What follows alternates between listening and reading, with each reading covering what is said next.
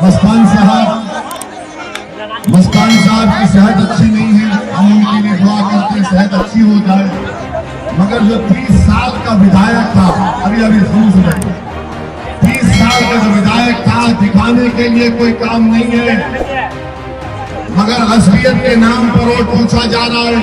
मजलिस किसके नाम पर वोट पूछ रही है? इत्तेहाद के नाम पर।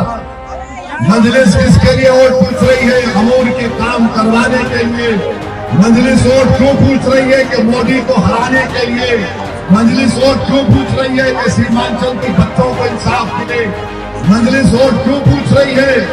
कि आप तमाम को एक शीशा पिलाई दीवार की तरह मुत्तहिद कर दिया जाए, चाहे कोई कुलैया हो, शेरशाहबाजी हो या सुरजापुरी हो।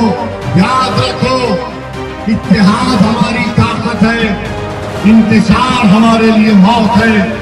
एक तरफ मस्तान, दूसरी तरफ सबा जफर। ये कोई प्रोग्राम नहीं रखते अमूर के लिए, न सीमांचल के लिए। सीमांचल के लिए कोई लड़ रहा है तो मजलिस इत्तेहादुल मुस्लिमीन और रसूल ओवैसी है। मेरे अजीज दोस्तों, बुजुर्गों, मस्तान साहब का असेंबली में रिकॉर्ड निकाल कर देख लिए। मस्तान साहब असेंबली में कभी कुछ करते नहीं थे। आप सबा जफर भी एक मरतबा के विधायक हैं, उन्होंने कुछ बोला असेंबली में, वो रिकॉर्ड निकाल कर देख लीजिए। अगर कोई असेंबली में जाकर बोलता है, लड़ता है, इंसाफ का मुतालबा करता है, तो उसका नाम अख्तरुल ईमान है। और हम मस्तान साहब को पैगाम देना चाह रहे हैं। मस्तान साहब, आपकी पार्टी नरकटियागंज में तेजस्वी यादव ने दीपक यादव को टिकट दिया। अभी इंटरनेट पर, गूगल पर उसका नाम डालो मेरी माँ और बहनों, बच्चों, दीपक यादव नाम डालो।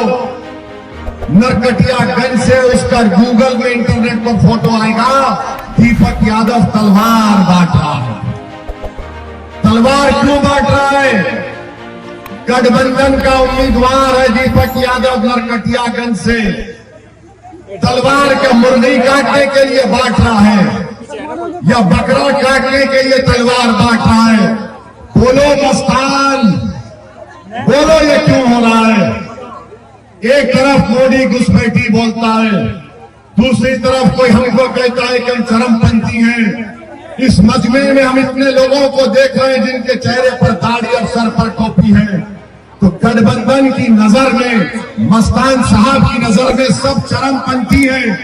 तो सुन लो गठबंधन के लोगों, सुन लो भाजपा और जेडीयू के लोगों, अगर चरमपंथी की निशानी दाढ़ी और टोपी है, पंच वक्ता नमाजी है, कुरान की तिलावत है, हमारी इज्जतदार माँ और बहनें जो सर पर पल्लो या हिजाब या बुर्का पहनती हैं, तो खुदा की कसम हम मरना पसंद करेंगे, मगर इसको छोड़ना पसंद नहीं करेंगे।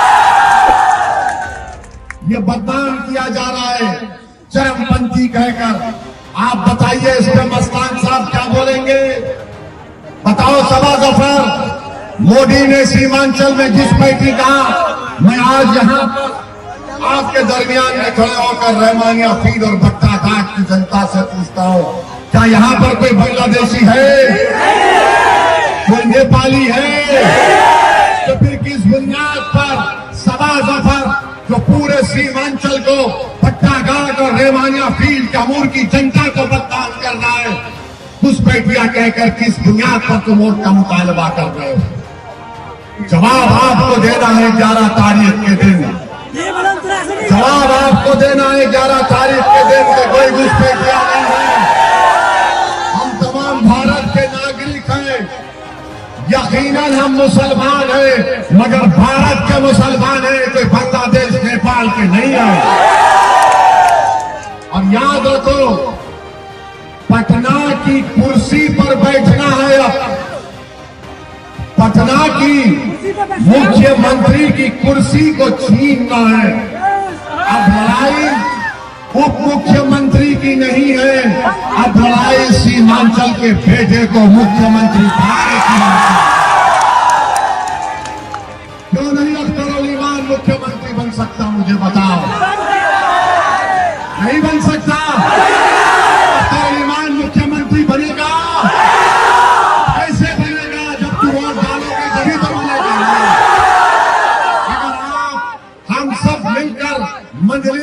जीडी अलायंस के एमएलएस को कामयाब करेंगे तो पटना में सीमांचल का बेटा मुख्यमंत्री बनेगा इंशाअल्लाह। और हो सकता है कि अख्तरुल ईमान तुम्हारा हायत बढ़ के आए, क्योंकि सीमांचल से इंसाफ अमूर, बैसा, कोचा दामन, ठाकुरगंज, बहादुरगंज, अरारिया, किशनगंज, कटिहार इंसाफ उसी वक्त होता जब मंजलिस को आप अपने वोट से नवाजेंगे। इख्तिदार जब हासिल करेंगे इन बच्चों का मुस्तकबिल अच्छा होगा। सैलाब आएगा तो उससे पहले टाटबंद का काम होगा, बारिश होने से पहले पुल का काम शुरू होगा, रिश्वतखोरी का खात्मा होगा। तो मेरे अजीज दोस्तों और बुजुर्गों, आप तमाम 11 तारीख को पतंग छाप वोट देंगे।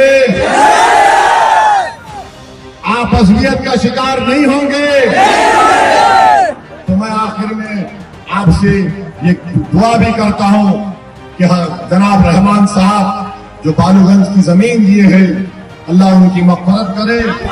और हमको बताया गया कि इस्माइल साहब का बेटा इम्तियाज मरहूम का भी इंतकाल हुआ, अल्लाह उसकी मग़फ़िरत करे, अल्लाह उनके इफ़ादा फरमा दे और उनके अफराद खानदान को सब्र जमील अता फरमाए। तो मेरे अजीज दोस्तों, एक एक वोट का इस्तेमाल होगा। मेरी मां और बहनों, आपसे भी अपील कर रहे हैं कि अपने वोट को ज़ाय होने मत दीजिए। अख्तरुल ईमान आपका खादिम है और खादिम रहेगा। ये काम यहाँ के अमूर की जनता के विकास का काम की जिम्मेदारी असदुद्दीन ओवैसी ले रहा है। और हम इंशाअल्लाह ताला 6 महीने में एक मर्तबा जरूर आएंगे आपके पास।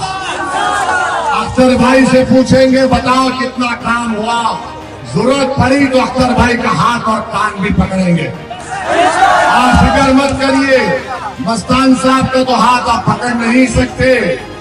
सबा जफर का हाथ पकड़ने गए तो उसके गुंडे हावी हो जाते।